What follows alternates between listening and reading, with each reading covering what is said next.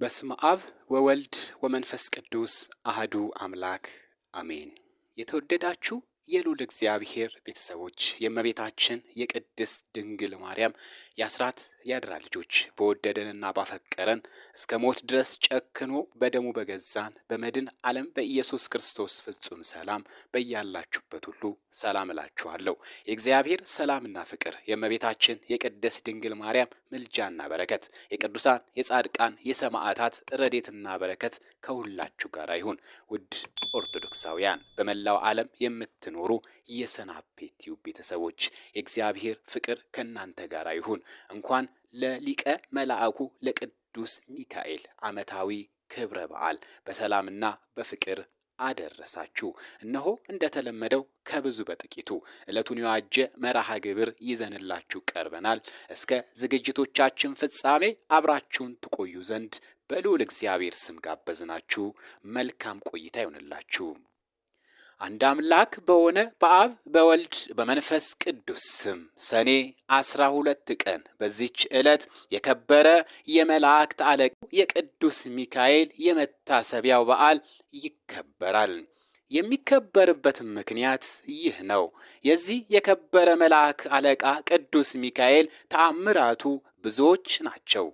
ከእነርሱም ውስጥ አንዱ ይህ ነው። እግዚአብሔርን የሚፈራ አንድ ሰው ነበረ። እርሱም የከበረ ሚካኤልን የበዓሉን መታሰቢያ በየወሩ በ12ኛውም ቀን ይልቁንም በሰኔና በህዳር ወር አብልጦ ያከብር ነበረ። በጎረቤቱም ርኅራኄ የሌለው አንድ ባለጸጋ ሰው ነበረ።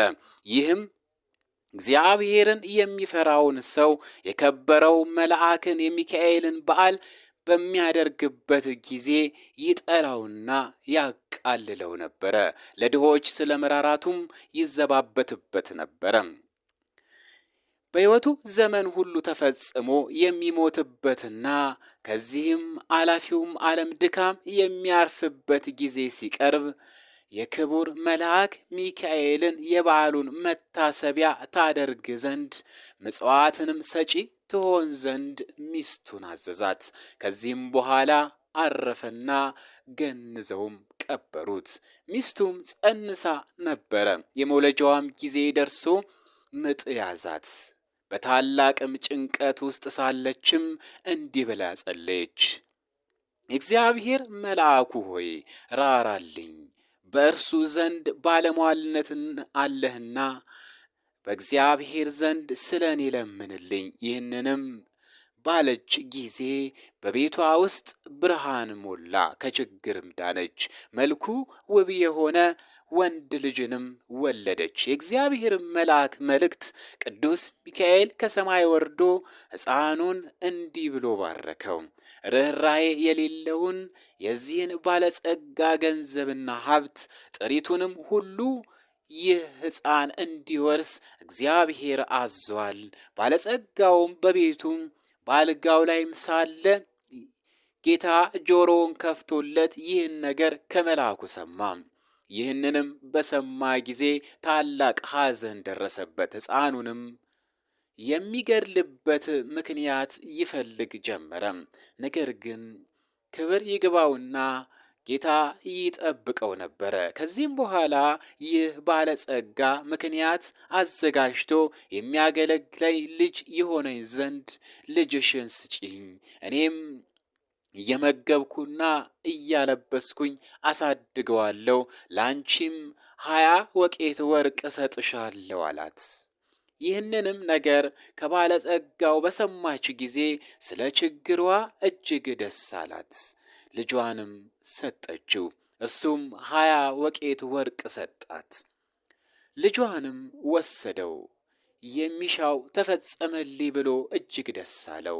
ከዚህም በኋላ በልጁ ቁመት ልክ ሳጥን አሰርቶ ሕፃኑን በሳጥን ውስጥ አስገብቶ ዘጋበት።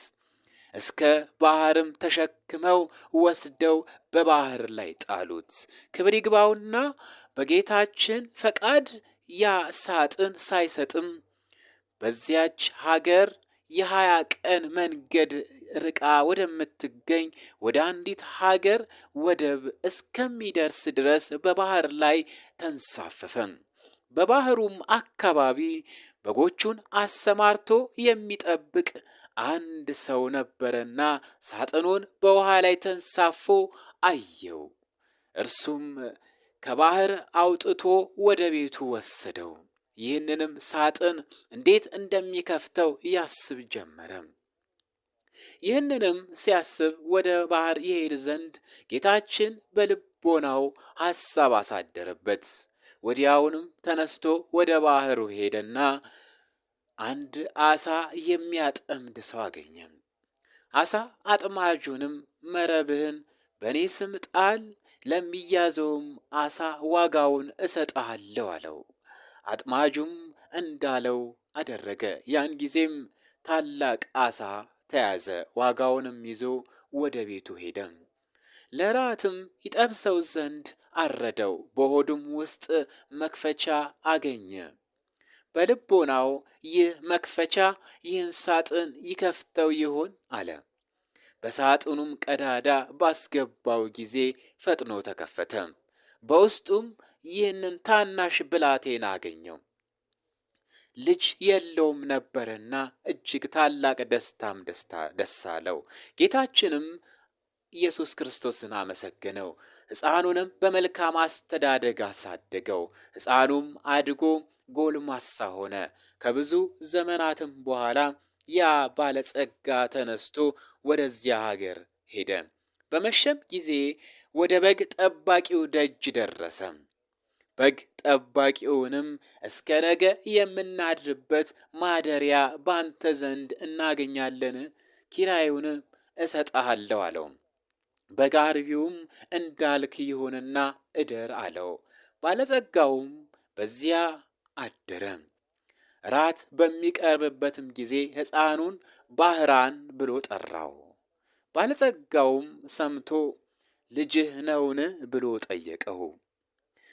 በግ ጠባቂውም አዎ፣ ታናሽ ሕፃን ሆኖ ሳለ ከባህር አግኝቼዋለሁና እግዚአብሔር የሰጠኝ ልጄ ነው አለው። ባለጸጋውም በምን ዘመን አገኘኸው አለው። እርሱም ከ20 ዓመት በፊት ብሎ መለሰለት። ያን ጊዜም እርሱ ወደ ባህር የጣለው መሆኑን አውቆ እጅግ አዘነ። በማግስቱም ጎዳናውን ሊጓዝ በተነሳ ጊዜ ሰይጣናዊ ምክንያት አመካኝቶ በግ ጠባቂውን እንዲህ አለው፣ እገሊት በምትባል ሀገር በቤቴ የረሳሁት ጉዳይ ስላለ እንድልከው ልጅን ትሰጠኝ ዘንድ እሻለሁ። እኔም የድካም ዋጋውን 20 ወቄት ወርቅ እሰጥሃለሁ አለው። የብላቴናውም አባት ስለ ገንዘቡ ደስ ብሎት ልጁ ባህራንን ሰጠው። እንዲህም ብሎ አዘዘው፣ ልጄ ባህራን፣ ይህ የከበረ ሰው ስለ ጉዳዩ ወደ ቤት ይልክ ዘንድ ና፣ ወደ ቤትህም በሰላም ትመለሳለህ። ያን ጊዜም ባለጸጋው ወደ መጋቢው እንዲህ ብሎ ደብዳቤ ጻፈ። ይቺን ደብዳቤ በምታነባት ጊዜ ደብዳቤውን ይዞ የመጣውን ገድለ በጉድጓድ ውስጥ ጣለው፣ ማንም አይወቅ። በመካከላችንም የሚተዋወቁበትን ምልክት ጽፎ አሸገው፣ ለባህራንም ሰጠው። ለመንገዱም የሚሆነውን ስንቅ ሰጠው። ባህራንም ተነስቶ ጉዞውን ጀመረ። ሲጓዝም ሰንብቶ የአንዲት ቀን ጉዞ ሲቀረው እነሆ የመላእክት አለቃ የከበረ መልአክ ቅዱስ ሚካኤል በንጉሥ ጭፍራ አምሳል በነጭ ፈረስ ላይ ተቀምጦ አንተ ጎልማሳ የያዝከው ምንድን ነው አለው። ወደ እገሌ አገር ወደ ቤቱ ለማድረስ አንድ ባለጸጋ የተጻፈች መልእክት ነች አለው። ያቺን ደብዳቤ አሳየኝ አለው። እርሱም ስለፈራ ሰጠው። በዚያም ጊዜ የከበረው መልአክ ቅዱስ ሚካኤል ያቺን የሞት መልእክት ደመሰሳት። በዚያችን ፈንታ ያቺን ደብዳቤ ለውጦ እንዲህ ብሎ ቀየረው። ይቺን ደብዳቤ ይዞ ለመጣ ባህራን ለሚባል ሰው ይቺ ደብዳቤ ደርሳ በምትነበበት ጊዜ ልጄ እገሊትን አጋቡት፣ በውስጥና በውጪም ያለ ንብረትን ሁሉ፣ ወንዶችና ሴቶችን ባሮችን ሁሉ፣ ጠቅላላም ንብረቴን አውርሼዋለሁ፣ የፈለገውንም ሊያደርግ ስልጣን ሰጥቼዋለሁና እኔን አትጠብቁኝ፣ እኔ ብዙ እዘገያለሁ። የኔ ሹም እገሌ ሆይ በእኔና ባንተ መካከል ይቺ ምልክት ነዋ። ከዚህ በኋላ አሽጎም ለባህራን ሰጠው። ከዚህ በኋላ ወደ ባለጸጋው ቤት ሄደ፣ ለሹሙ ስጠው። በጎዳናውም እኔ እንደተገናኘው አትንገረው፣ እንዳይገድልህም ይህንን የሞት ደብዳቤ ለውጬልሃለሁ አለው። ባህራንም እሺ ጌታዬ፣ ያዘዝከኝን ሁሉ አደርጋለሁ አለ። ባህራንም ወደ ባለጸጋው ቤት በደረሰ ጊዜ ያቺን ደብዳቤ ለሹሙ ሰጠው። ባነበባትም ጊዜ በመካከላቸውንም ያለውን ምልክት አገኘ። አስተውሎም እርግጠኛ እንደሆነ አወቀ። ከዚህም በኋላ ለባህራን ሰርግ አዘጋጅቶ እንደሚገባውም በቤተ ክርስቲያን ሥርዓት በተክሊል የባለጸጋውን ሥራ ልጅ አጋቡት። 40 ቀን ያህልም ደስታና ሐሴት እያደረጉ ኖሩ። ከዚህም በኋላ ባለጸጋው ከሄደበት መመለሻው ጊዜ ሆኖ በደስታ የሆነውን የመሰንቆና የእንዚራ ድምፅ ሰምቶ ይህ የምሰማው ድምፅ ምንድን ነው ብሎ ጠየቀም። እነርሱም ስሙ ባህራን ለተባለ ያንተን ደብዳቤም ላመጣ ጎልማሳ ሰው ልጅህ እገሊትን አጋቡት፣ እነሆም ለ40 ቀን በሰርግ ላይ ነው። ገንዘብህንና ጥሪትህን ሁሉ፣ ወንዶችና ሴቶች ባሮችህን ሁሉ አንተ እንዳዘዝክ ሰጥተውታል አሉት። ይህንንም በሰማ ጊዜ ደንግጦ ከፈረሱ ላይ ወደቀ፣ በድንገትም ሞተ። ባህራንም በጎ ሥራዎችን የሚሠራ ሆነ።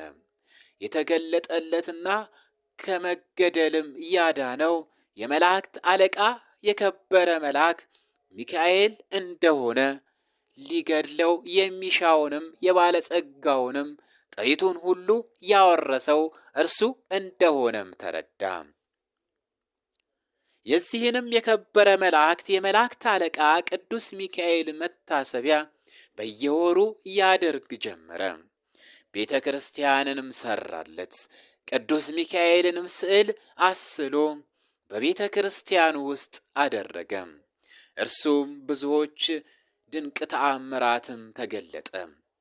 ባህራንም ቅስና ተሹሞ እስከ ዕለተ ሞቱ በዚያች ቤተ ክርስቲያን ውስጥ የሚያገለግል ሆኖ ኖረ። በዚህ በከበረ የመላእክት አለቃ የቅዱስ ሚካኤል አማላጅነት ከእናቱና ከአባቱም ከልጆቹም ጋር የዘላለምን ሕይወትን ወረሰ። ዳግመኛም በዚች ዕለት እስክንድሪያ በምትባል ከተማ አክለዋ በጥራ የተባለች ንግሥት የንጉሥ በጥሊሞስ ልጅ ዙሃል በሚባል ኮከብ ስም ያሰራችው ታላቅ ምኵራብ ነበርና በየዓመቱ ሰኔ በባተ በ12 ቀን በዚያ ምኵራብ ሕዝቡ ተሰብስቦ ታላቅ በዓል ያደርጉ ነበረ። በዚህም ምኵራብ ውስጥ ዙሃል የሚሉት ታላቅ የነሐስ ጣዖት ነበርና በዓሉ በሚከበርበት ዕለት ብዙ ፍሪዳዎችን ያርዱለት ነበረ። አባ ለእስክንድሮስ ከተሾመበት ዘመን ድረስ በዚያ ጣዖት እንዲህ ሲያደርጉ ኖሩ። ይኸውም 300 ዓመተ ምህረት ተፈጽሞ በ4ኛው ምዕት ውስጥ ነበረ። አባ ለእስክንድሮስ በእስክንድሪያ ከተማ ሊቀ ጵጵስና በተሾመ ጊዜ ጻድቅ ቆስጠንጢኖስም በነገሰ ጊዜ የክርስትና ሃይማኖት ስለተስፋፋች ያን ጣዖት ይሰብረው ዘንድ ወዶ ሳለ ጎስቋሎች ሰዎች ከለከሉት። እንዲህም አሉት፣ እኛ በዚህ ቦታ ይህንን በዓል ማክበርን ለምደናል። እነሆ ከአንተ በፊት 18 ሊቃነ ጳጳሳት አልፈዋል። ይህንን ልማዳችንንም አልለወጡብንም። አባ እለእስክንድሮስ ግን ገሰጻቸው፣ አስተማራቸውም። ስህተታቸውንም በመግለጥ እንዲህ አላቸው፣ ይህ ጣዖት የማይጎዳና የማይጠቅም ነው። እርሱንም የሚያመልክ ሰይጣናትን ያመልካቸዋል። ምክሬንስ ብትሰሙ ቀድሞ እንደነበረ አድርጌ ይህንን በዓል እሰራላችኋለሁ። ይኸውም ጣዖቱን እንድንሰብረው ምኵራቡንም እንድንባርከውና በከበረው መልአክ በመላእክት አለቃ በቅዱስ ሚካኤል ስም ቤተ ክርስቲያንን አድርገን እንሰይመው ነው። እኛ ይህን ታላቅ በዓል እንሰራለን። የሚታረዱትንም ላሞችና በጎችንም ለድሆችና ለጦም አዳሪዎች ለችግረኞችም በከበረ መልአክ ስም ምግብ ላይ ይውላሉ። እርሱም በእግዚአብሔር ዘንድ ባለሟልነት ያለው ስለሆነ ስለኛ ይማልዳልና። ይህንንም ብሎ በዚህ በጎ ምክር አስወግዳቸው፣ እነርሱም ታዘዙለት። ከዚህም በኋላ ያንን ምኵራብ አድሰው በዚህ የከበረ መልአክ የመላእክት አለቃ ቅዱስ ሚካኤል ስም ቤተ ክርስቲያን አደረጉት። በዚህችም ዕለት አከበሯት። እርሷም የታወቀች ናት። እስላሞችም እስከነገሱበት ዘመን ኖራ ከዚያ በኋላ አፈረሷት። ይህም በዓል ተሰራ፣ እስከ ዛሬም ድረስ ጸንቶ ይኖራል። ዳግመኛም በዚች ዕለት እግዚአብሔር የመላእክት አለቃ ቅዱስ ሚካኤልን በነገድ ውስጥ በመላእክት ሁሉ ላይ በብዙ ክብር ሾመው። ይህም የከበረ መልአክ ክብር ይግባውና በጌታችን ፊት ስለ ሰው ልጆችና ስለ ፍጥረቱም ሁሉ ይለመናል ይማልዳልም። መድኃኒታችን በተነሳባት እሁድ ቀን ይህ ክቡር መልአክ ቅዱስ ሚካኤል በውስጠኛው መጋረጃ ገብቶ በክብር ባለቤት እንዲህ እያለ ይለምናል። እውነት ስለሆነ ቃል ኪዳንህ በምድር መታሰቢያዬን የሚያደርጉትን ትምርልኝ ዘንድ ፈጣሪ ሆይ እኔ አገልጋይህና መልእክተኛ ከቸርነትህ እለምንሃለሁ። አንተ መሐሪና ይቅር ባይ ነህና። የክብር ባለቤት ጌታችንም እንዲህ ብሎ ይመልስለታል።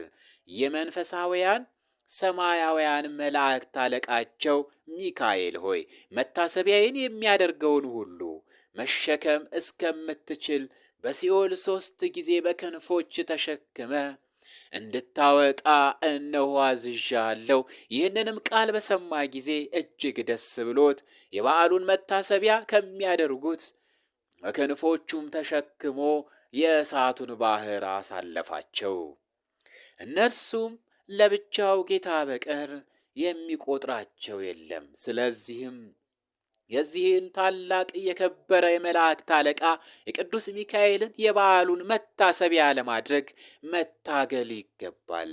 እርሱ ከሰይጣን ወጥመድ ያድነን ዘንድ በዘመናችን ሁሉ ይጠብቀን ዘንድ ኃጢአታችንንም ሁሉ ያስተሰርይልን ዘንድ መከራችንንም ሁሉ ያርቅልን ዘንድ የምድራችንንም ፍሬ ይባርክልን ዘንድ ፍቃዱንም ለመስራት ይረዳን ዘንድ ከእኛ ወገን የሞቱትንም ዕረፍተ ነፍስ ይሰጥ ዘንድ ወደ መንገዱ የሄዱ አባቶቻችንና ወንድሞቻችንንም ወደ ቤታቸው በሰላም በጤና ይመልሳቸው ዘንድ በመካከላችንም ፍቅር ያደርግልን ዘንድ እስከ መጨረሻይቱም ሕቅታ በቀናች ሃይማኖት ያጸናን ዘንድ የክርስቶስ ወገኖች የሆኑ መኳንንቶችንም ጠብቆ በየወንበሮቻቸው ያጸናቸው ዘንድ የሳቱትንም ወደ ቀናች ሃይማኖት ይመልሳቸው ዘንድ በእግዚአብሔር ፊት ስለኛ ይለምናልና። ዳግመኛም በዚህች ዕለት እግዚአብሔርን የሚፈራ አስተራኒኮስ የሚስቱ የቅድስት አፎምያ ዕረፍቷ መታሰቢያ ሆነ። ይህም ሰው በየወሩ 3 በዓላቶችን እያከበረ ኖረ። ይህም ክብር ይግባውና የጌታችን ኢየሱስ ክርስቶስ የልደቱ መታሰቢያ በየወሩ በ29፣ የእመቤታችን የቅድስት ድንግል ማርያም በዓል መታሰቢያ በየወሩ በ21፣ የከበረ የመላእክት አለቃ የሆነ የቅዱስ ሚካኤል በዓል መታሰቢያ በየወሩ በ12 ቀን ናቸው። የሚሞትበትም ጊዜ ሲቀርብ እርሱም ሲሰራው የነበረውን ምጽዋት ይልቁንም እኒህን 3 በዓላት እንዳታስታጉል ሚስቱ ቅድስት አፎምያን አዘዛት። እርሷም የከበረ የመልአኩ የቅዱስ ሚካኤልን ስዕል ያስልላት ዘንድ ባሏን ለመነችው። እሱም አሰርቶ ሰጣትና በቤቷ ውስጥ በክብር አኖረችው። ባሏም ባረፈ ጊዜ ባሏ ያዘዛትን መስራት ጀመረ። ሰይጣን ግን ቀናባት። በመበለትም ሴት መነኮሲት ተመስሎ ከእርሷ ጋር ተነጋገረ። እንዲህም አላት፣ እኔ አዝንልሻለሁ እራራልሻለሁም፣ ገንዘብሽንም ሳያልቅ ከልጅነትም ወራት ሳያልቅ አግብተሽ ልጅ ብትወልጂ እመክርሻለሁ። ባልሽም መንግሥተ ሰማያትን ወርሷል፣ ምጽዋትም አይሻም። አፎምያም እንዲህ ብላ መለሰችለት፣ እኔ ከሌላ ሰው ጋር ላልገናኝ በእግዚአብሔር ፊት ቃል ኪዳንን አድርጌያለሁ። እርግቦችና መንቴቶች እንኳን ሌላ ባል አያውቁም። በእግዚአብሔር አርአያ ከተፈጠሩ ሰዎች ይህ ሊሆን እንዴት ይገባል? ምክሩንም ባልሰማች ጊዜ አርአያውን ለውጦ በላይዋ ጮኸባት። እንዲህም አላት፣ እኔ በሌላ ጊዜ እመጣለሁ። ከእርሷም የከበረ የመልአኩን የሚካኤልን ስዕል ይዛ አሳደደችው። ከዚህም በኋላ ሰኔ 12 ቀን የከበረ የመልአኩም የቅዱስ ሚካኤል በዓል የሚከበርበት ዕለት እርሷም የበዓሉን ዝግጅት ስታዘጋጅ ሳለ ብርሃናዊ መልአክ መስሎ መጣ። አፎምያ ሆይ ሰላም ላንቺ ይሁን፣ እኔ የመላእክት አለቃ ሚካኤል ነኝ። ጌታ ወደ አንቺ ልኮኛልና እርሱም ይህንን መመጽወትሽን ትተሽ ለአንድ ምእመን ሚስት ትሆኚ ዘንድ አዞሻል። ባል የሌላት ሴት መልሕቅ የሌለውን መርከብ እንደምትመስል ወቂ። እንደ አብርሃም፣ እንደ ያዕቆብ፣ እንደ ዳዊትም እንደ እነርሱ ያሉ ብዙ ሴቶችም እንዳገባ እግዚአብሔርንም ደስ እንዳሰኙት ከብሉይ ኪዳን መጻሕፍት ጥቅሶች ያመጣላት ጀመረ። ቅድስት አፎምያ መልሳ አንተ የእግዚአብሔር መልአክ ከሆንክ የመስቀል ምልክት ካንተ ጋር ወዴት አለ? የንጉሥ ጭፍራ የሆነ ሁሉ የንጉሡን ማኅተብ ሳይዝ ወደ ሌላ ቦታ አይሄድምና አለችው። ሰይጣኑም ይህንን በሰማ ጊዜ መልኩ ተለወጠና አነቃት። እሷም ወደ ከበረ መልአክ ወደ ቅዱስ ሚካኤል ጮኸች። ወዲያውኑ ደርሶ አዳናት።